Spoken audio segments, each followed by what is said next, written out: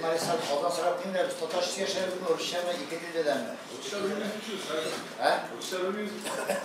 Yok. Hayırlı gün. Добрый день. Biz Татар Информда Манзара спорт музыкаль премияларын тапшыру тантанасына багышланган матбугат конференциясына жыйылдык.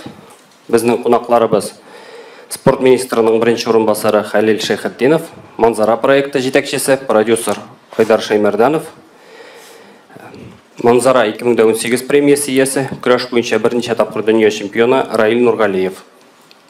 Наша пресс-конференция проходит на двух государственных языках. На каком языке зададите вопрос, на том языке и спикеры ответят. Беренче сурауны бирәсе килгән иде Халил Хамидович сезгә. Бу премияны тапшыру, бу тантананы уздыру идеясы кайчан барлыкка килде һәм аның асылы нәрсәдән гыйбарәт? Hayırlı gün, hürmetli muhterem jurnalistlarımız, bizni tыңлаучы тамашачылар. Инде менә яңа еллар башланып китте, яңа проектлар, яңа ярышлар, яңа бәйгеләр. Инде безнең музыкаль һәм спорт Манзара премиясенә килгән вакытта 2017 елның ноябрь аенда Раил Нургалиев миңа әйтә: "Хәлил абый, мин Манзарага әзерләнәм.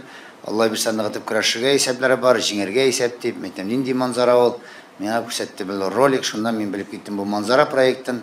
Андар инде оештыручыларны, Айдарны чакырып, Айдар давай, мәйтәм, ниннән бездән инде ярдәм кирәк. Без булышабыз, чөнки үткәрәсе килде инде бергәләп, масштаблырак, зурлак итеп. Минем үземнең хыялым бар иде, күптән уйлап идем безнең татар көрәшен. Мин күргән бар роликлар һәм ишетеп тә, укып та белгән бар. Казакстанда шундый турнир үткәрәләр. Анда батырларны җыеп, инде беренче урынга $100,000 акча бирәләр, квартирлар бирәләр. Мин инде киләчәктә безнең көрәшне тагы да күтәрергә, чөнки инде Раил Нургалиев тәгел әйткәли, Хәлил абый, хоккейчыларга әйбәт турist, нишләп безгә начар турист дигән сымак хикмәтендә да түгел. Чөнки безнең бүген район үзәкләребездә yüzü бассейннары, боз сарайлары, универсаль комплекслар, чаңгы базары барлыкка килә. Шуңа күрә безнең татар көрәшендә бүген инде бик авыр көрәш, атлыгып торучылар саны арта дип әйтмим. Ләкин шуңа да бүген инде мин белән, менә мин үзем авылда туып үскән җегеткә, авылда батыр калу, аның дәрәҗәсе барыбер дә кимемәде. Инде әгәр дә безнең инде күбрәк яхшы премиялар бирсәк, яхшы бүләкләр бирсәк, безнең көрәшчеләребез әле сөйләшмичә көрәшчеләр дә халык алдында үзара бүлешмичә зур бүләкләрне куйган. Мин шанам безнең көрәшебезнең киләчәге бар һәм якты дип. Бу өлкәдә безнең Россия һәм дөнья күләм көрәш федерациясе Җавад Михач эшләр башкара, кагыйдәләргә үзгәртү кертендә шул сәбәпле ул килгән инде тамашачы безнең көрәшченең 4 минут инде берсенә берсе этишеп биргән түгел, тизрәк алымнар ясап, кызыклырак булсын дип менә шундый юнәлешләр баткарда, телевидениегә чыгарып булсын безнең көрәшне, телевидениеләрдән күрсәтеп булсын дигән мөмкинлекләр. Айдар үзенең группасы белән менә бу матур проектны оештырып җибәрде. Быел 2нче ел бара. Безнең президентыбыз бу проектны поддержать итте. Аның бюджеты 2 миллионга якын, күпмесендер Айдар спонсорларын топты, күпмесендер хөкүмәт бүләк итте, хөкүмәт ярдәм итте.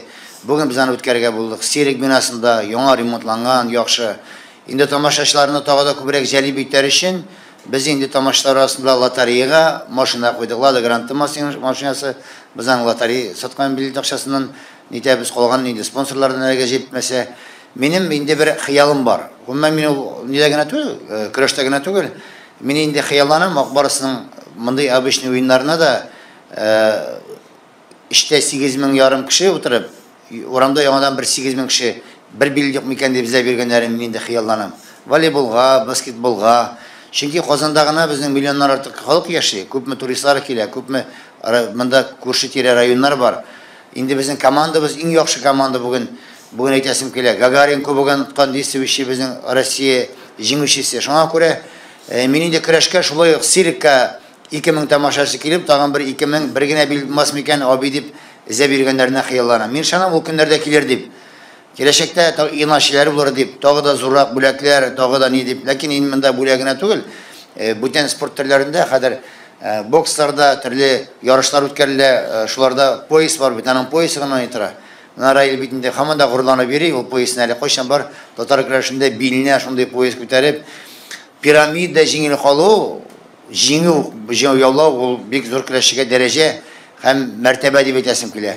Шуңа инде без көрәшне җыландыру, кызыксындыру өчен, тамашачыларны кызыксындыру өчен бүтән илләрендә безнең көрәшне аңлый белә торган көрәшчеләрне чакырдык. Бу илләрнең батырларын, Изутскаларымга иң кече көрәшчеләрне без аларны төрле ярышларда, дөнья чемпионатларында, Россия бүтән ярышларда сайлап алып, Россия беренчелегендә Россиянең бүтән төбәкләреннән әйтәсем килә, менә безнең Казакъстаннан килә Асканов Эскархан дигән егетебез, Молдаван Анатолий Молдавидан, Ахмедов Галип Үзбекстаннан, Махмад Миров Таджикстаннан, менә Турал Азимов шулай төменнән килергә планлаштыра, әгәр дә ярышлар булмаса, инде мин ышанам, алар безнең Раил Нургалиевларга, Ринас Калиминнарга зур көндәшлек күрсәтәләр, кискен көрәш, кызыклы көрәш булыр дигән өметтә калам. Шуңа күрә инде күбрәк тә сезнең аркылы әле көннәр бар, тамашачыларга җиткерү.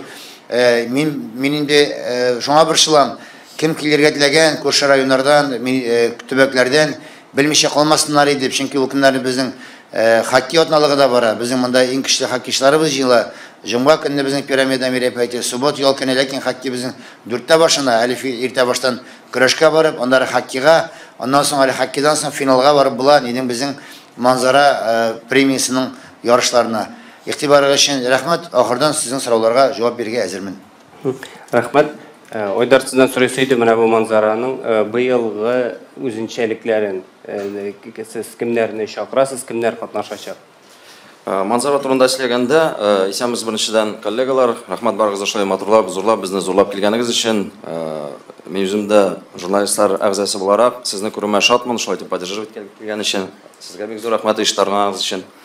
Манзараның эштәлеге турында сөйләгәндә, ул 2015 елда иң элек башланып китте. Спорт һәм музыка каналының ачылышы уңаеннан спорт һәм музыканы багышланган Гонг ТВ каналын ачу форматында ул вакытта җырчылар гына иде, яшь җырчыларга ниндидер бер трамплин рәвешендә. Ләкин спорт һәм музыка каналы булгач инде спортны һәм музыканы бергә үреп баргач, күпкә кулайрак һәм күпкә кызыклырак булган кебек тоелды. Беренчедән көрәшчеләр, спортчылар, алар һәр вакытта да ниндидер матурлыкка илтә, шулай ук җырчылар аны инде башка яктан сәнгать ягыннан күрсәтә. Шуннан соң мин үзем шаккаттым, Хәлил Хәмитович янына кирип, шулай итеп, әйдәгез көрәшне оештырып җибәрик дип матур итеп тәкъдим ясап, чыннан да бик нык сөендек. Менә көрәшче халкы белән, менә монда утырган егетләр дә, алар барысы да ярдәм иттеләр журналистика ягыннан. Үзенчәлекләргә килгәндә, быел без район батырларын гына түгел, чит төбәкләрдән дә чакырдык. Нәкъ менә артистларны, спортчыларны, бу беренчедән көрәшчеләрнең тәҗрибәсен арттыру өчен мөһим. Безнең авыл батырлары да менә дигән көрәш үрнәкләрен күрсәтсен өчен. Ләкин шул ук вакытта кайбер районнардан менә куркып та калдылар. Шул ук дөнья чемпионнары килә дигәчтән бераз шикләнделәр.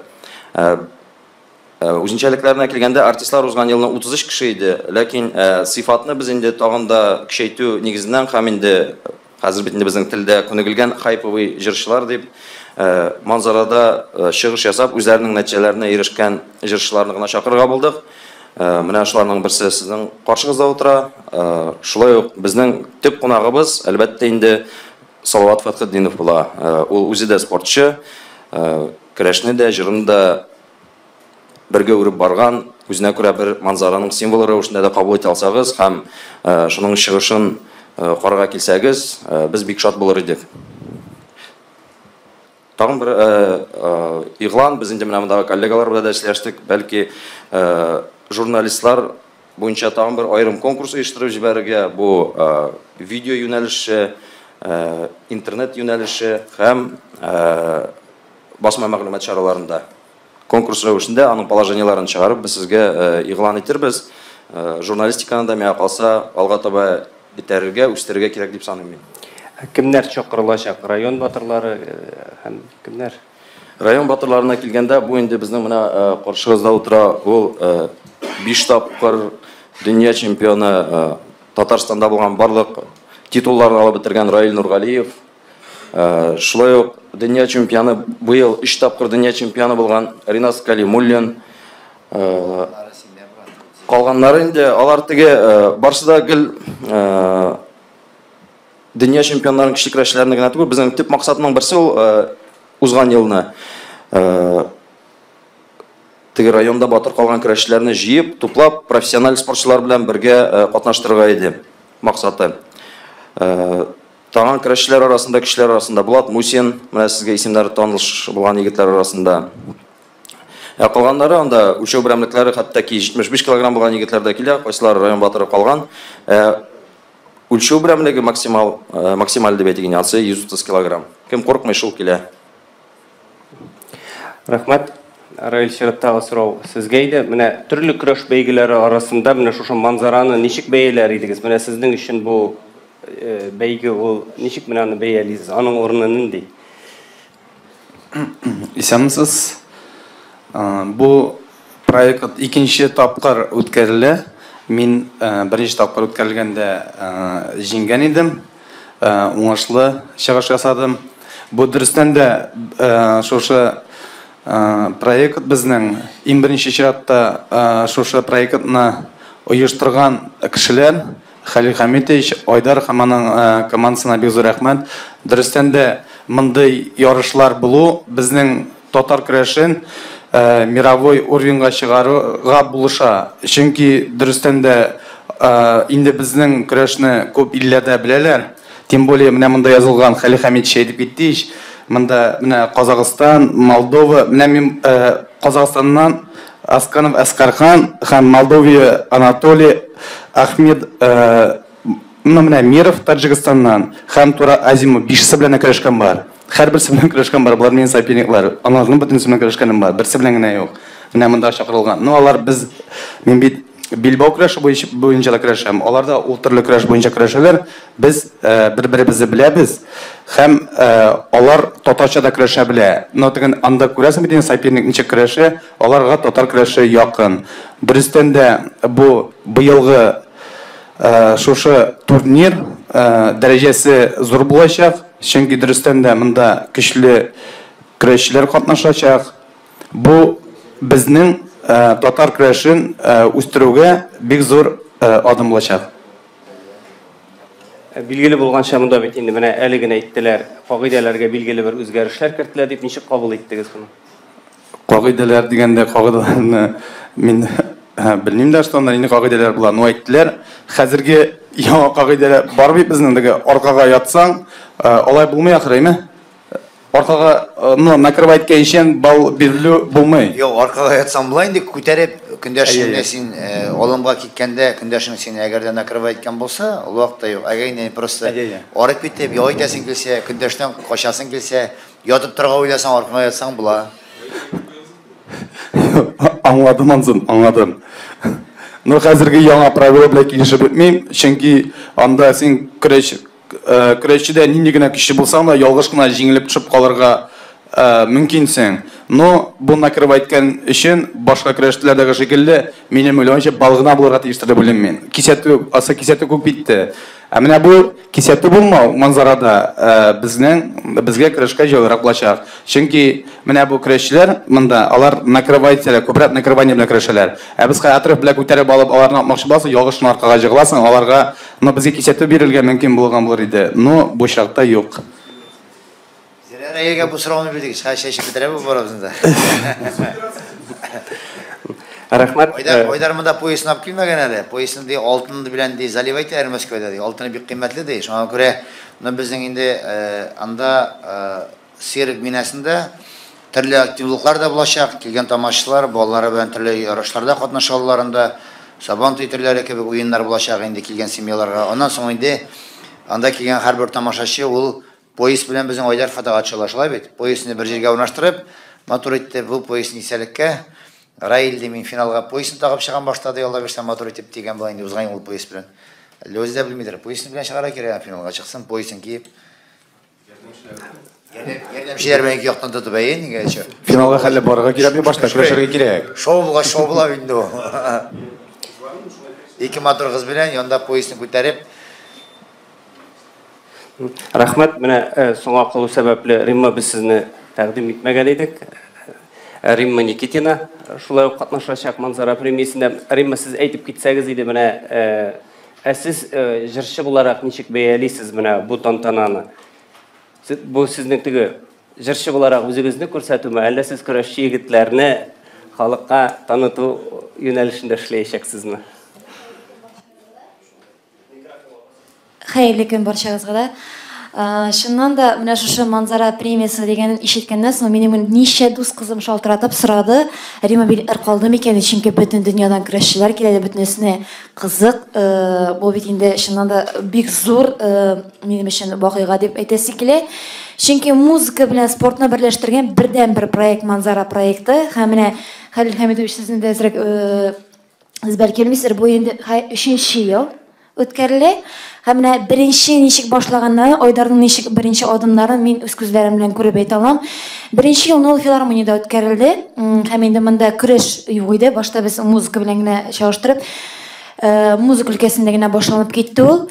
Спорт белән музыканы берләштергән бердән-бер проект һәм менә бу үсешле уже күренә. Былтыр ул инде пирамидада үтте һәм быел инде цирк бинасында. Һәм мин һич ышанам, чөнки киләсе ел әле Татнеф аренага кадәр барып җитәр дип. Манзара проекты минем тормышымда бик зур үсеш, бик зур роль уйнады һәм үсеше күренә. Чөнки декабрь айында мин Петербургта продюсер белән контракт подписать иттем һәм менә мин шушы манзара проектына рәхмәтем, чөнки шушы манзара проектында минем продюсерым мине күргән, оказывается. Һәм менә минем өчен счастливый билет дип әйтә алам мин моны. Беренче елны күбрәк музыкага өлеш булган булачакта, икенче елны күбрәк көрәшкә акцент ясадылар, чөнки көрәш белән музыканың бергә үрелеп баруы кызыклы. Мондый вакыйга әле, мондый проект булган юк, һәм үсеше алда булыр дип өметләнәм мин моның. Рәхмәт. Сезнең чиратта сорауларыгызга күчик. Кемнәр? Татарстан яшьләре. Менә минем сорау кемгәдер инде ул, Хәлил Хәмидовичкамы, Айдаргамы? Минем бер сорау бар шей. Менә хәзер бит инде январь башы, әле көрәшчеләрнең күбесе формада түгел дип уйлыйм мин. Мәсәлән, Раил формада булырга мөрт, ул ел әйләнә формада тора. Чөнки Россия Татарстан беренче ел тәмамланды.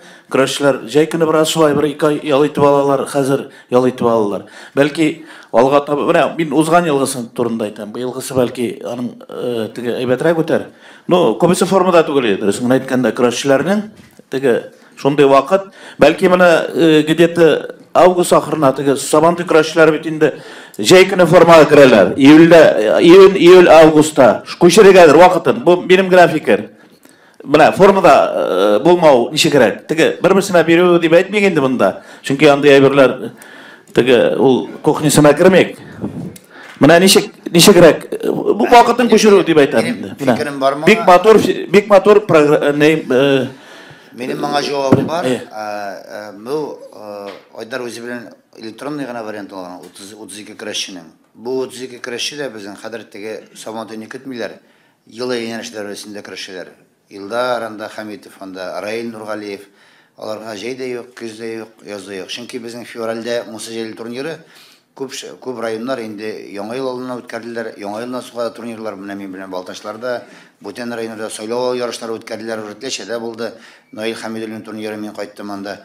Һәрберсе инде командаларны әзерләделәр Муса Җәлил турнирына. Безнең февральдә Муса Җәлил, инде безгә Муса Җәлилгә Наил Хәмидуллин мәрхүмалар инде киләләр тирлекчелектән, фирмадан алып китәр дә иртә белән шул иртәнге фирманы эшләрне башкараннан соң журналистка киеп көрәшәләр.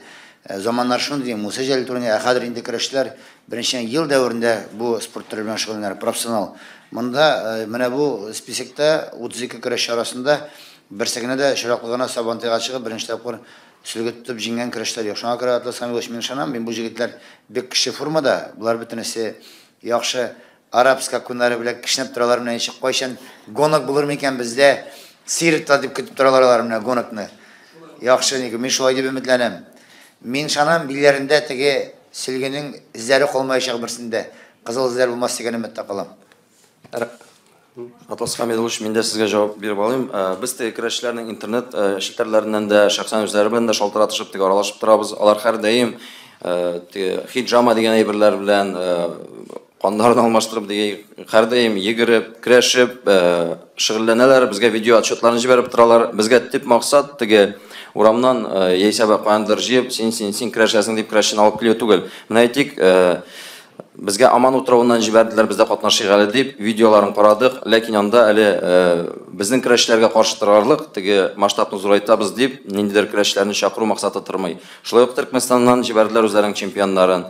Үзбәкстаннан 2 кеше җибәрделәр. Менә без аларның берсен генә сайлап ала алдык, чөнки бүгенге көндә физик әзерлек ягыннан берсе әле безнең егетләргә әз генә дә каршы торырлык түгел. Шуңа күрә иң көчлеләре җыелды. Узган елда алар әзер иде, ләкин теге ничек әйтергә, көрәшнең үзеннән тора инде, кем чемпион, ул тумыштан чемпион булып яши дип уйлыйм мин. Анда Атас Хәмдович, мин яшь вакытта бер кино караган идем. Каратистлар бөтен дөньяның бер островка җыелышалар. Аларның ничек шөгыльләнгәннәре, ничек килгәннәрен, кайсы нидән килә? Брюс Ли. Шулар бөтенебез караган Брюс Ли. Ван Дам уйнады анда. Аның ике төрле ни бар, нишләр, килгәннәр ничек киләләр островка, ничек шөгыльләнгән, нинди халәттә, аның килүчләрен ул менә фильм, мин дә ышанам, киләчәктән безнең көрәшләр ничек әзерләнә, менә сез әйткән әйберләрне, ничек аның подготовкасы бара, кайдан килә, самолеттан төшүләрен, менә шундый бер теге, Аллаһ бирсә шундый динамичный ролик, менә тамашачылар көтә. Бүген мин әйткән тормышка ашып килә уже, 200 генә билет калды ди. Әле көннәр бар, Аллаһ бирсә 200 генә билет калды. Шуңа күрә туганнарыгызны ярый чакырыгыз. Анда пригасительный бар безнең ветераннарга, ниләргә, кайбер шәхесләргә, безнең ветеран көрәшчеләргә, балаларга зирәк пригасительный. Ләкин аның бер ние бар. Пригасительный белән лотерея уйнатылмый. Лотерея без әйттек, бернинди хәрәмсез, килгән кеше билетын менә тәртибен аңлатып китәм, Айдар тагын аңлатыр. Килгән кеше билет белән килә, билет урынына купон ала, купонның яртысы үзендә кала, яртысы ящикка салына. Бернинди хәрәм юк. Җиңгән батыр Алла бирсә, тартып чыгара. Кем машина иясе? Машинаның иясе чыкмыйча, сиректан кайтмыйбыз. Рәхмәт. Чираттагы сорау, Фәрит. Хәерле көн. Минем сорауым кайсыга җавап бирсә дә була. Безнең көрәш җәмәгатьчелеге бүген рәсми ярышларда Раил Нургалиев белән Сергей Павликның көрәшен көтә. Менә бу манзара призы шуның өчен бер дигән мәйдан иде. Ни сәбәпле әлеге турнирга авырлыклары 130 килограммнан арткан көрәшчеләр кертелмәде. Узган ел кертелделәр һәм алар барысы да матур көрәш үрнәкләре күрсәттеләр. Рәхмәт. Айдар үз фикерен әйтер. Минем үз фикерем без аны битендә коллега рәвештә ул карарны кабул иттек. Инде без карыйбыз, район батырлары арасында бар 70 килограммлы җегетләрдә 75-тә, инде бөтен дөнья күләмендә үлчәү авырлыгы 130 килограмм. 130 килограмм, шуңа күрә мин әйтәсем килә, көрәш кызыклырак, ничектер тигезләү өчендә көрәшне, аннан соң инде бүгенге көндә без беләбез инде барбыр да вес аермалары бик каты аерыла башлады. Татарча көрәштә без көрәшкән вакытта авыру эшләрдә бер 5-6 гына кеше, хәзер безнең авыру эшләрдә 40 кеше. Бу инде яхшы безнең ашау, тәрбия, мөмкинлекләр булуда килә торгандыр, заманда шундый. Ләкин инде менә шундый үзенчәлек без көрәшен тагы да кызыклырак булсын дип Павликка килгәндә мин яраталардыр Павликны. Раил Нургалиев нәзәрә кутыртып алыйм әле. Раилнан да килгән нигә сиреккә бер 10% Раил җиңсен дип тора. Калганы бүтән Раилны алып салсын ибрәле дип. Аннан соң сез күзалларына китерәсезме? Шыбыр сиректан таралалар, икенче батыр була дип бүтән Раил түгел, бүтән кеше. Кара теге малай җиңде бит Үзбәкстаннан килгән или Хәмитов салды Раилне дип кайталар. Сез тамашача кызык кирәк аңа. Тамашачы ки шуңа кирәк кызык. Гел Раилне җиңәсен аның беләләр Раил кеше икән. Яңа батырны күрәсе килә, яңа көрәш күрәсе килә. Һәр кеше үз күргәннән карый, көрәш инде тир түккәч, әзерләнгәч аның җиңәсе килә. Тагы да менә бу елда да поясын аласы килә. Анда килгән тамашачы икенчеләр ул. Раилне үзенең теге барган тамашачылары шалдан килгән. Егетләр шаллыны кышын көч бирәләр. Билгеле интеләшләр бик алар Раил өчен көч аталар. Шуңа күрә мин теге килешмим Раил өчен генә бәлетәр. Уяки инде мин Татарстан вакил буларак, спортка җавап бирүче җитәкче булачак берсе буларак, мине күрәсегә Татарстан җигете җиңсен дип. Ләкин әйтеп булмый, каләм күрсәтә. Каләм күрсәтә, шуңа күрә әйтеп булмый, каләмдә җиңүче билгеләнә. Раил бүген фаворит, көрәш әйтеп булмый анда кем ничек. Ләкин бит рәсми ярышларда аларның очрашмаганына инде бик күптәннән Сабантуйларда качып посып көрәшүләрне әйтмим. нәкъ менә рәсми көрәштә анда Раил Раил җиңә дип әйтә торган сүз түгел, менә шул көрәшлек Раил Павлович көтә халык. бараң Раил шулай бит. 1-6 тапкыр дип әйтәләр, 6 тапкыр. Рәсми ярышта бер виста көрәшмиләр бит алар икесе. Павлик Манзарада 180 130, Айдар үз фикерен әйтер, 130 килограмм идеальный вес ул, уңайлы, бүген күз алдына китерегез. Шаңа 75 килограммны көрәшче, 80 килограммны и 170 килограмм. Но это без бит, ул нереально.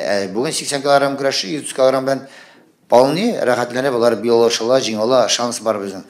Шуңа күрә без шундый фикергә килдек. Мин шанам ул ялгышмага без дип заманыбызга безнең дөреслекне фикерләрне дөрес икәнлеген наверное шундый фикергә килерләр.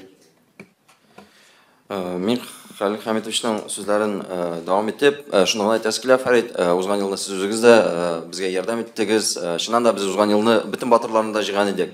Ләкин шулай ук дөнья масштабына өмет белән барабыз бит инде, барабыз да. Безнең максат рәсми ярыш оештыру түгел, шоу программа, шоу турнир, шоу ярыш, шушы форматта ярыш оештыру. Шуңа күрә безнең төп максат көрәшчеләребезне матур итеп күрсәтү, көрәшчеләребез шөгыльләнсен дип өндәү. Менә үзегез дә күреп торасыздыр, төрле каналларда рестлинглар бара. Анда 130-120 килограммлы егетләр алар янып, үзләренең матур, гәүдәле, мускуллы егетләр икәнен күрсәтеп тора. Бу үзенә күрә бер стимул да бирү көрәшчеләргә, фигураларын үзләрен карасыннар, теге бәлки кискенрәк тә булырдыр ул. Көрәшне матурлатырга тырышу, чөнки безнең гәүдәбез, тәнебез ул матурлыкның бер көзгесе. Шуңа күрә Манзара проекты җыр һәм сәнгатьне берләштерә икән, миңа калса, бүгенге көндә минем үземнең шәхси фикерем бу дөрес юл дип саныйм. Керосин сибеп җибәрим әле, керосин. Минем фикерем әле тагын менә үткәргә шулай булса без киңәшәшәбез, оештыру комитеты белән киңәшәшәбез, фикерләшәбез. Бәлки инде киләсе елларда көрәшне бәйләп кенә көрәштерергә. И кем иш балала, туктатырга, беренче кем иш балын ала. Бүтәнчә кызыклы төрле вариантлары бар бит аның. Бу шоу тизрәк булсанга иш бала алдымы, бәйләп сөк, шул җиңде, или бәйләмичә. Аның төрле вариантлары бар, шуңа күрә суммада бит бер генә җиңү. Бүтән кеше килә, кызыклы, бәлкем шулайра үзгәртеп карарга кирәктер. Аның вариантлары күп. Рәхмәт, Алмаз. Без монда тамашачыларга видеодан күрсәтәбез. Яңадан аларны көрәшчеләргә һәрберсенә җибәрелде. Нинди кагыйдә була, аларга яңадан судьялар аңлатачак. Ничек була, нәрсә өчен кисәтү штаб, тамашачы да аңласын, прямо кубка чыгарып, экранга чыгып, аңлату эшләре барлыгы булса. Рушада Сия Шупитягин, да, первый вопрос Айдару Рафатовичу. Вот по поводу принципа отбора спортсменов, да, мы знаем, победители Сабантуев отбираются. А вот как проходила работа с приглашением именно зарубежных спортсменов, мы знаем, да, не все, наверное, могут быть согласиться, да, приехать, не все, может быть, знают об этом конкурсе, вот как отбиралось. И сразу же второй вопрос Раилю, насколько сложно будет готовиться вот именно в таком формате, когда ты не знаешь, с каким весом тебе придется бороться. То есть на официальных турнирах ты знаешь примерно своих соперников, а здесь, то есть, вообще непонятно, да, то есть 80-килограммовый против тебя будет или 130-килограммовый, да, как мы вот сказали. Вот как проходит процесс подготовки к этому всему? Алмаз Атласович, сразу скажу, что отбор был естественный, скажем так. Кто слабее, они сами отстали. 42 человека изначально заявились, но остались вот в итоге 32 человека. Ответы какие? Мы не сможем победить Раиля, мы не сможем победить Аскархана. Пожалуйста, тогда вы нам не подходите. А чемпионы выбирались каким образом из-за границы? Это чемпионы мира, призеры мира, которые показали себя в Мингере. По рекомендации Халиля Хамитовича мы участвовали на каждом соревновании, на каждом чемпионате мира и оставляли контракт, ну не контракт, а официальное приглашение, где они подписывались, да, мы согласны, мы готовы победить, участвовать. Были приглашены вот все участники, которые показывали лучшую борьбу по всему миру. Отбор еще был по видео, то есть как они себя показывают, как работают со зрителем, в общем, по таким более телевизионным моментам. Раиль. Здесь весовая категория до 130 килограмм будет. У меня вес где-то 107 килограмм. здесь тяжеловеса не будет бороться. Так ведь тогда до 130 будет. Но все равно, как сказать, легко не будет, но ограничение до 130 килограммов, значит, но если будешь нормально выступать, здесь тоже вот проекта можно выиграть. Кто? Рахмет. Ирина Трифонова, газета «Сувар». Извините, пожалуйста. Вот, Ну, я уже начала. Ну, что это? Зачем перебивать? Я бы хотела узнать об идее слияния спорта и музыки в премии «Манзара». Вопрос, уточните, вот какой вопрос? Ну, почему это спортивно-музыкальная премия «Манзара»? Вот слияние спорта и музыки. Вот я изначально как запланировалось, есть сегодня спортивно-музыкальный канал, который называется Гонг ТВ, владельцем которого являюсь я. Изначально, ну, некоторые моменты мне и в эстраде, и в спорте немножко настораживали, и пришлось создать вот такой канал, который зарегистрирован в Роскомнадзоре и имеет свой регистрационный номер. Исходя из этого возник проект спортивно-музыкальный. Но согласно бюджету, как организатор в те времена, когда еще в первый раз проводил, у меня хватало денег только на музыку, если честно. Вот, поскольку я сам спортсмен, это от личных моих, наверное, возникло больше от моего личного характера. Я с детства любил танцевать, являлся много раз лауреатом Республики Татарстан по танцам. Также участвовал в спорте, борьбе, в молодежке, ну, раза два стал чемпионом Татарстана и по взрослым чемпионом Удмуртии. Вот слияние – это как бы отражение Манзара моего душевного состояния, скажем так, изначально. Потом борьба кураж является частью культуры татарского народа. Мы понимаем, ни одно культурно-массовое мероприятие, особенно Сабантую, другие мероприятия спортивные, без борьбы кураж не проходят. Всегда на центре, Майдана, спортивных комплексов, спортивных площадок всегда выходили, начиная мальчишек, и уже взрослые дяденьки. Сейчас уже профессиональные борцы выходят бороться, определять сильнейшего борца. И объединение музыкальной, спортивно-музыкальной премии «Манзара» – это очень хорошая площадка, проявить, показать себя молодым талантам, молодым борцам. И, конечно, наравне они будут бороться с чемпионом мира Батыровым и Сабантуев. И народу показать еще раз Батыров, Сабантуе, различных городов и районов, чтобы еще оживить, чтобы было еще интересно для зрителей. Мы в этом году внедрили, чтобы могли зрители уехать на машине автомобиль Гранта, Лада Гранта, поэтому лотереи разыгрываем среди зрителей, чтобы могли на лотерее выиграть машину. Это привлечение. А также мы пригласили сильнейших борцов из других регионов Российской Федерации, из других стран, чтобы была борьба еще интереснее, чтобы они могли предсказать заранее, кто может стать батыром нашего спортивно-музыкальной премии «Манзара», чтобы была интрига. И, конечно, чтобы, ну, те спортсмены, что приехали, мы все расходы берем на себя, проживание, питание, проезд, и другие расходы. Уже коллеги сказали, Тадней Вторена, не исключено, в следующем году она перейдет, может быть, баскет-холл, если будет зрители желающих. Может, билеты дешевле сделаем и большее количество. Будем прорабатывать. Вот как проведем Малаверса, пусть этого сразу создаем еще раз под руководством Айдара Рафатовича оргкомитет, и будем уже готовить следующий, с учетом ваших пожеланий, пожеланий зрителей. Каждый должен здесь внести свою лепту. Журналист, вот здесь сидящие очень много.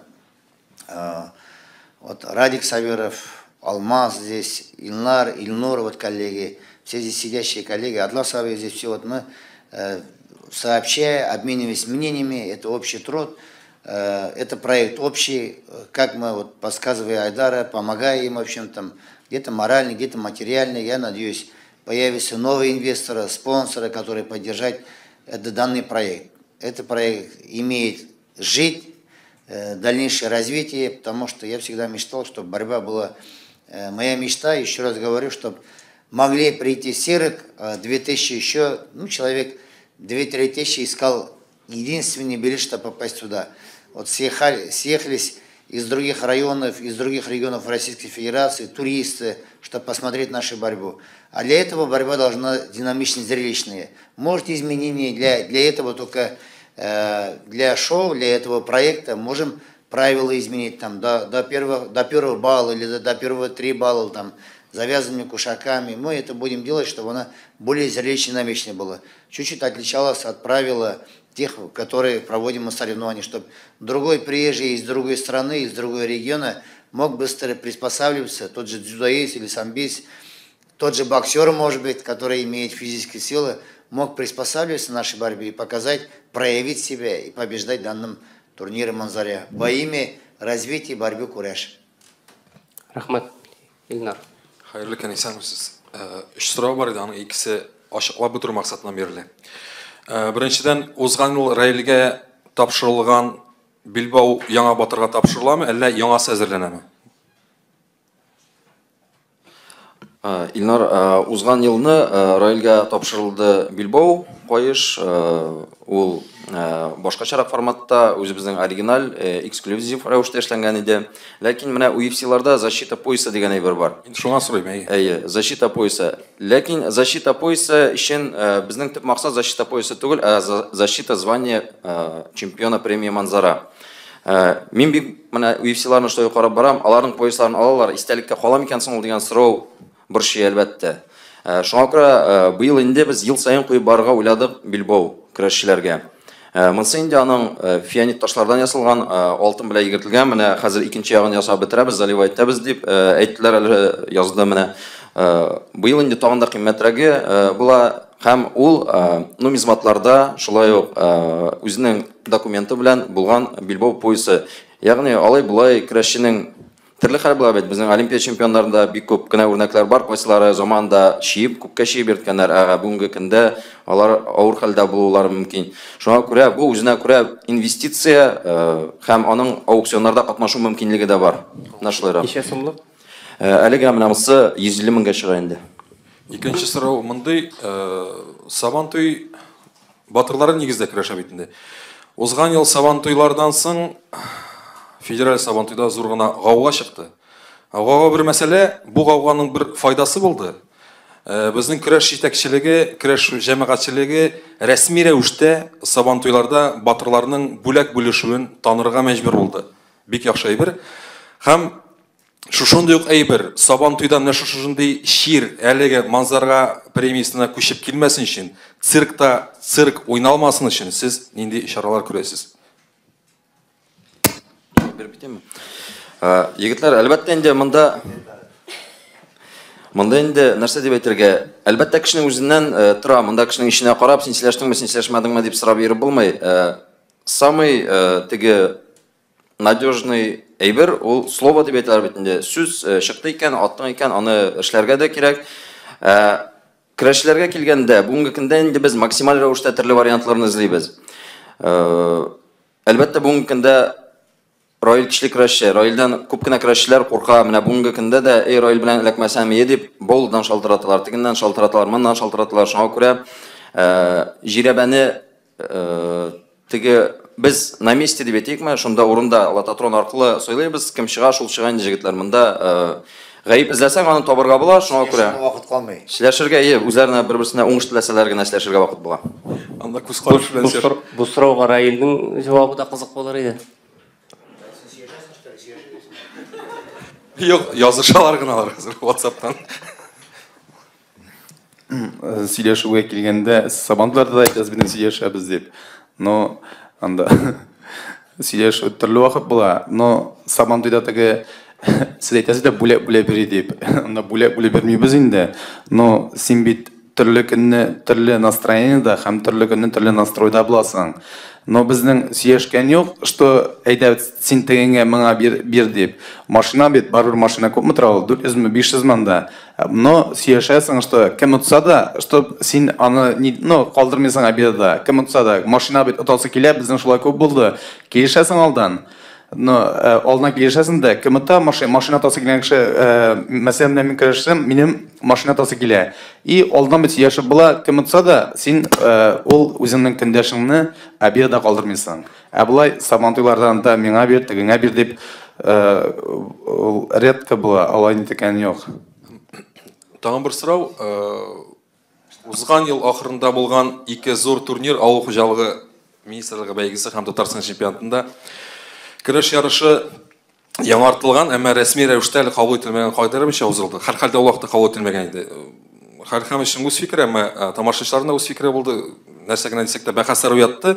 Һәм Раилдә кагыйдәләр мәсьәләсен кузгатты әлеге очрашуда.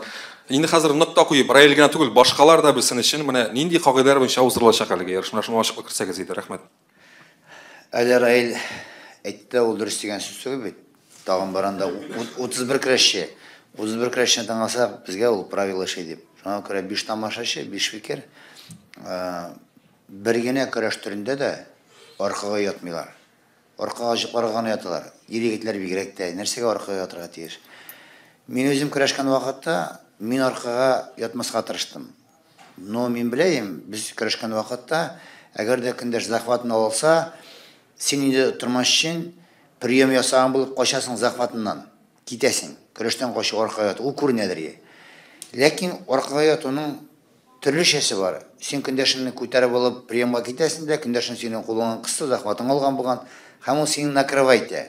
Син дөрестән дә хотел бу вакытта бросок прием ясарга, ләкин син әзер ахыргача бу алымны ясарга әзер булмагансың. Анда бит инде өстәгә накрывайткан кешенең гаебе юк. Мин карап тордым соңгы ярышта Финалда бик сидин көндәшеңне чистага җиңү. Чөнки финалга чыгалар кешеләр, анда бал белән җиңеләр. Бик күп ниләр булды көрәшләр, аллар салдылар.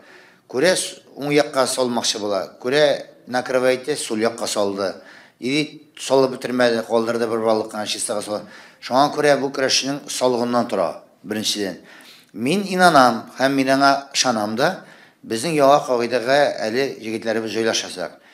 Ләкин аркага ятуны безне бетерә кирәк. Мин әйтмим, аркага көндәшне накрывайтканга кисә асакланган көрәшчегә кисәтү бирә кирәк. Раил икенче бәлкем бал бирә кирәктер.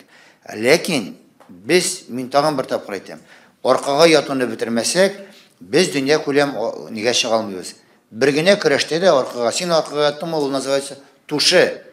Дизудан самбын ал, любой көрәшнең аның бит не аркага яткыру. Бүтән телләрдә бүтәнчә, ә безнекендә аның нигезендә та күтәреп алып аркасына салу. Но билгеле аркасына чыккач аягы ышкынган була, инде аягы аерылган була, безнең көрәш бойда авыру. Шуңа күрә без мондай судьялар инде киңәштеләр, миннән башка.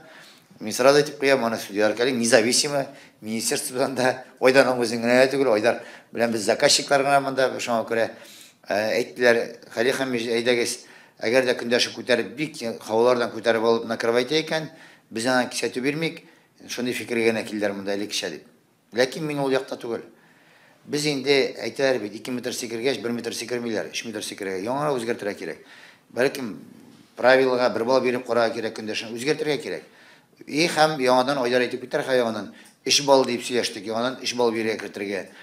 Адласай бу бара ани турында 3 бал, әгәр дә бер приемга амплитуда белән әгәр дә элеке бар, безнең 2 бал бирәдер за амплитуда. За бросок. Инде әгәр дә күтәреп алып инде бу опасный положение кала, бу 2 балда түгел, чистада түгел. Шул халәтләрдә инде бирергә булдык 3 бал дигән. Шуңа күрә үзгәртеп карарга, бәлкем ул бу үзгәреш кулай да булар, без күрәбез дә. Чөнки көрәшче астан гына сикеп кенә җибәрә, 2 баллар янына салып. Кемдер хавалардан күтәреп сирек түбәләреннән төшерә аска янына. Монда инде 3 бал бирергә дигән. Айдар, син тагын истей аласыз. Кагыйдәләргә килгәндә, безнең Азат Нурмөхәммәтов дигән егет баш судьяларның баш судья булып тора инде. Аның да фикерен һәм җыелган барлык көрәшләрнең фикерен контакт сораштырулар алып барып, журналистларның фикерен белеп, безнең бит әле теге карарга кирәкми моны. Гади элекеге көрәш дип кенә ярышта көрәшнең дә кайттың да киттең итеп. Безнең төп максат барыбыз бергә эшләп, матур көрәш күрсәтергә тырышу. Ә матур көрәшне күрсәтеп була ниндидер истинлек биргәндә генә кисәтү суып кына көрәшне матурлатабыз дип әйтү дөрес түгел. Чөнки бүгенге көндә алга киткән илләрдә дә кисәтүгә караганда поощрение күбрәк кулланыла. Шуңа күрә без поощрениегә истинлек бирсәк, бәлки, чөнки манзара ул үзенә күрә экспериментлар мәйданында бүгенге көндә ул теге дәүләтнең рәсми ярышы түгел, шуңа күрә монда без үзебезгә бераз иркенлек куябыз, нәкъ менә шушы иш балларны кертеп карарга, бәлки кисәтүләрне киметергә, матур алымнар кызганычка каршы безнең турыга тартып алып, мостикка китеп атулар гына була башлады. Уршы алымнары, бидрога чыгарып атулар, алар гомумән югала башлады. Монда хәтта гади тамашачы да күрәдер. Шуңа күрә аның төп максаты ярышларга кертүнең Атлас Хамидуллович сез битендә көрәш тарихының башыннан ахырына журналист буларак та үзегез дә күзәткән кеше тарихында беләсез, шушы бәлки кайдадыр онытылып калган алымнарны, балларны, истинлекләрне кертеп карау, шуларны экспериментировать итеп карап, тамашачыга тәкъдим итү һәм аларның фикерен алу максатыннан. Дегеннән менә бер генә әйбер, теге карыйбыз инде Россия чемпионатларында да, менә телевидениедә да барганда комментировать итеп барырга кирәк. Тамашачы кала теге нәрсә булды монда? Судья бирә 2 балл, бер судья бирә 1 балл, берсе бер нәрсә дә бирмәй, и китә шул килеш. Нәрсә бирелгән, нәрсә бирелмәгән аңлатып барырга кирәктер дип уйлыйм инде мин, белмим. Потому что анда бит яртысы көрәшче булса, көрәшне аңламаган кешеләр дә утырырга мөмкин, хатын-кызлар булырга мөмкин. Мин дә тәкъдим шул гына инде. Дөрес әйтәсез, монда иң беренче чиратта булырга тиеш, кеше алдан ук белергә тиеш правила игры. Безгә бит техник алганда да безгә инструкция тоттыралар кулга. Шуңа күрә көрәш ярышында да тамашачы белергә тиеш. Нәрсә өчен бирәләр, нәрсә ансы булдырыла һәм комментаторлар безнең профессиональ рәвештә, информаторлар да профессиональ рәвештә әйтеп барачаклар. Җәмәгать миңа китерә икән, шуңа күрә сорауларга булса сорауга җавап бирәм дә. Бер генә сорау. Катырак бергәнбез икән монда вакытны. Илнас. Хәерле көн, тиз генә бер ачыклык өчен генә. Ну, көрәшне татар халкының йөзе каршы дип әйтәбез бит, ләкин көрәшчеләрнең бу чарага милли хисләр белән дулкынланып нигезләнеп, шул хисләргә нигезләнеп китүләре бәхәсле. Мотивация кирәк. Мәсәлән, әйтмәкче булам, былтыр 100 000 сум бирелгән яме җиңүчегә. Быелгы җиңүчеләргә нишләптер күпме күләмдә акча каралганлыгы язылмый, әллә юкмы ул? Шул поезд белән генә поезд гына булачакмы? Җавап биреп китәм. Поезд безнең менә сез дә следидегез бит үзегез. Бүлешү нәрсә дип журналистлар шулай ук чыгарган, без бергә чыгарган әйбер бит инде ул. Минем максат Раилның барып, Раилның каядыр сөйләшеп йөргән, үзенем шәхсән ишеткәнем дә юк. Бу каядыр кемдер сөйләгән сүзләр, пока не увидел, сам дигәндәй, я не могу сделать выводы. Акча өчен көрәшү безнең төп максат түгел. Шуңа күрә безгә үзенә күрә акчадан да кадерлерәк бер символ уйлап табу максаты. Акчасы була әлбәттә. Аның күләме узган елдан да кимрәк булмый. Узган елны безнең бирелде 100 000 беренче урынга, 60 000 икенче урынга, 30 000 өченче урынга. Әлбәттә, тамашачылар менә шулай дип билетлар алып килеп, аның суммасын тагын да арттырырга мөмкин. Безнең тамашачылар да кызыксынырга тиеш, шушы сумманы арттырырга. 100дән бәлки артып та китер күпкә. 100 000-не бүлеп булмый, шуңа күрә уңайлы. Рәхмәт. Безнең вакытыбыз тәмамланып килә. Барыгызга да зур рәхмәт.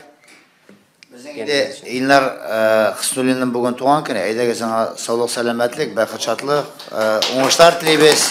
Киләчәктә дә безнең көрәшебезне яктыртып барсын, безнең арада булсын, бәхәсле шундый сораулар бирсен.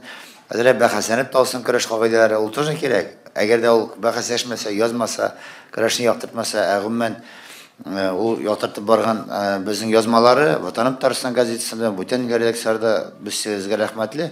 Шундый җегетләребез булганда, мин шанам, татар көрәшен без тарихка кертеп таныталарбыз дип. Менә кичә җибәреп Радик Сабиров миңа элекке көрәшкән вакытларны, 70-нче елларны, Сабантуй батырларын тирәләннәр, бик кызыклы тарих бар безнең. Ничә еллык шуңа күрә сакларга тиеш. Я все равно переживаю. Строя универсальные комплексы, ледовые дворцы, бассейны, молодежи сегодня выбор есть. Когда мы росли в деревне, у нас такого выбора не было. Маленький спортзал невысокий, 9/18, там волейбол, баскетбол профессионально не играешь.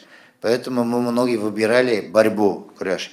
А сегодня у молодого, тем более молодых парней меньше, население меньше становится, а у ларда возможностей больше. Поэтому если мы такие проекты не организуем, большими призами заинтересованность, могут быть не будем в будущем иметь высококлассных борцов. Вот мечта наравне с другими видами борьбы, чтобы наша народная борьба, куряж развивалась и имел свою нишу наравне с другими борьбами. Для этого нужны такие проекты. Спасибо за внимание.